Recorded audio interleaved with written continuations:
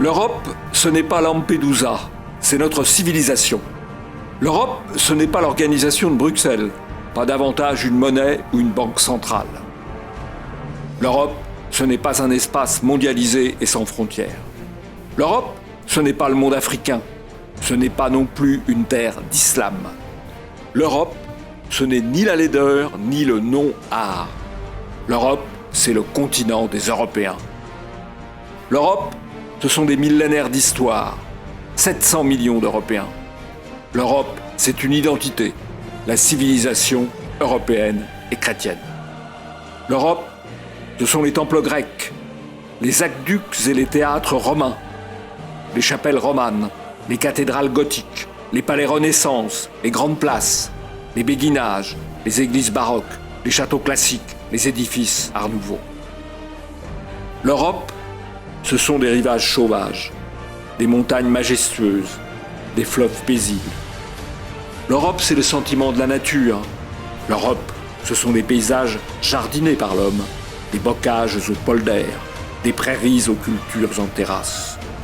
L'Europe, c'est le terroir du pommier et de l'olivier, de la vigne et du houblon.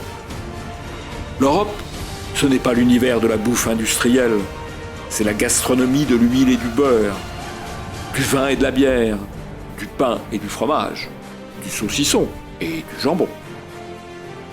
L'Europe, ce n'est pas le monde de l'abstraction, c'est l'art de la représentation. De Praxitèle à Rodin, des fresques de Pompéi à la sécession de Vienne. L'Europe, c'est l'imaginaire celte et le mystère chrétien. L'Europe, c'est la civilisation qui change la pierre en dentelle. L'Europe, c'est le refus de l'ahurissement. C'est la culture qui a inventé le chant polyphonique et l'orchestre symphonique. L'Europe, ce n'est pas le monde de Belphégor, c'est la civilisation qui honore la femme, déesse, mère ou guerrière. L'Europe, c'est la culture de la chevalerie et de l'amour courtois. L'Europe, ce n'est pas le monde de la surveillance, c'est la patrie de la liberté.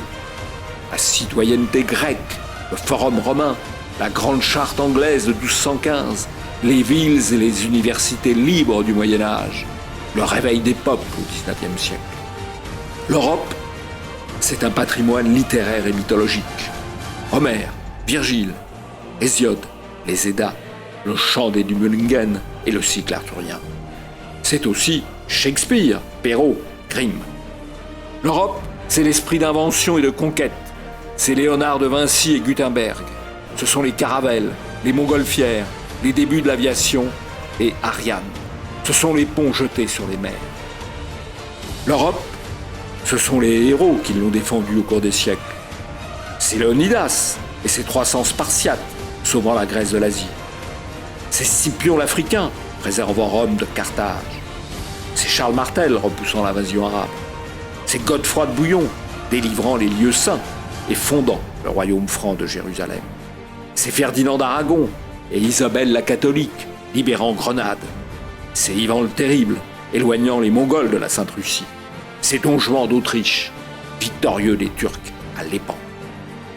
L'Europe, ce sont des hauts lieux.